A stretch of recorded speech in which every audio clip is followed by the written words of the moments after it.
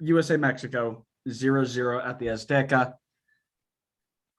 Give me your just initial thoughts. I will admit I had to drive home to Kentucky from New York the next day, so I made it to about 60 minutes before my body turned me off.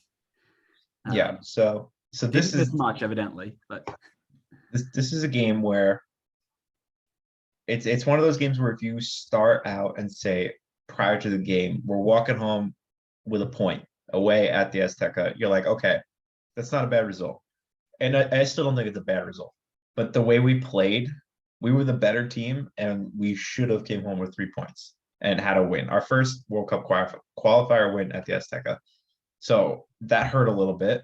We had two sitters that we missed that stung. But at the end of the day, we got the point that we needed to set us up in this situation where we are right now, where we have a super small chance that we miss out. So I'm okay with it. I think it was a good result. The team played well. Yes, the finishing needs to improve. I think it will eventually get there, hopefully. I mean, we saw it with the Panama game. It definitely improved. So, yeah, I think overall, good game from the team. Lots of good things to take away. Still things to work on, of course.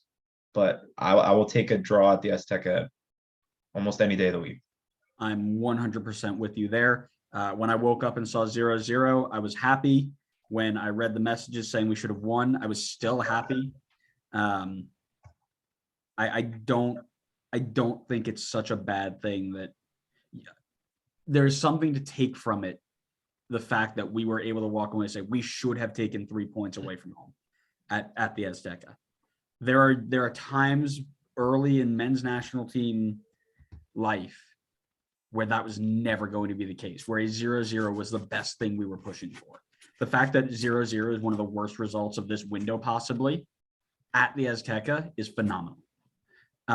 Let's talk about the lineup really quick and kind of the rotation and how people fit certain roles there, right? So Stefan, Yedlin, Zimmerman, Robinson, Adams, Musa, Costa, Weah, Pepe, Pulisic. One of the biggest issues, and we noted it against Mexico, is we still don't know who our number 9 is going to be. Pepe kept off the board. Pefok misses a sitter, and I believe Pooley missed a sitter as well, didn't he? Yep. So, and Pooley's not a 9. We know that, but a bit worrying that we've gone through qualifying and still haven't figured this out. All of qualifying, we've struggled. I want to say Yedlin was put in there for a bit of experience, right? If you threw a well, he got put in there because there was zero other option. There were zero other options, right? Because we didn't have Shaq Moore at the time. Yeah. Then you had obviously Zimmerman and Robinson. I genuinely believe that these two are going to be your World Cup starting center backs, which as they should. Fine by me. Yeah. Fine by me. Anthony Robinson had a rough game against, which we'll talk about in a little bit, but had a rough game against Costa Rica, I think. Panama. Yeah, that too. I told you I'm all over the place. Adams is the greatest men's national team player in the pool currently, maybe in the decade, possibly of all time. And I know you're laughing, but genuinely, that's not a stretch. That dude is. It is a stretch. You're gonna say that dude is the N'Golo Kante of the men's national team. I think by the time his career is done with the men's national team, that yes, that it will be correct. But to say he's potentially the greatest men's national team player of all time already, that's totally a stretch. Come on. You're a hater because he came from Red Bull. You can only say that about one man that's in the team right now. And his name is Kellen Acosta. Facts, who I was just about to get to. In the Mexican game, you needed a really good linker. Musa, obviously a very good attacking player. Adam is a very good defensive player. You needed somebody to be able to take the ball, switch the field. Acosta fits that role best out of anybody who was called in today or this year. I think it was a good start by Triple G there to start him. I think it's a very good decision, and I think he balanced the team really well. Obviously, Pulisic, no questions. Weah is probably your best winger on his day. And then Pepe has the most hype, but again, disappointing there. I feel like it's a little tough on Pepe because I almost feel like every game that I've been watching him play lately, he just gets zero service because Pepe's been playing the tougher games, I would say. Like he gets the away at Mexico. I think he had like a tough game or two in the window before this as well. So it's he's not getting the Panamas at home where we're just slacking him, and there's tons of service right into the box for Pepe. So I still want to give him a chance, but it feels like he's on a little bit of bad form right now. I'm just gonna do a quick Google search here. And bad form when I say that I mean for club and country because I know he hasn't scored yet, I believe, for Augsburg. And they'll come. He I has know not scored for Augsburg, correct. it'll come. It'll come for him for sure. Yeah. He's got 3 goals for the United States in 10 appearances. Yeah. I believe 2 of them in one game. Yes, he had a goal against Honduras, 2 against, he had both against Jamaica. He played against Panama in. That was away at Panama, right? That was away at Panama. Which isn't the easiest. That's not easy. Nope. He played against Costa Rica, against Mexico, and against Jamaica, had an assist. Played against Bosnia. Played against Canada. Honduras, he didn't score. And Mexico again.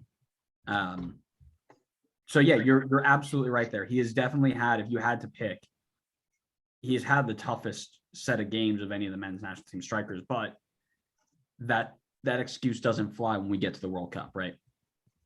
Yeah, because then almost every game is going to be a tough game.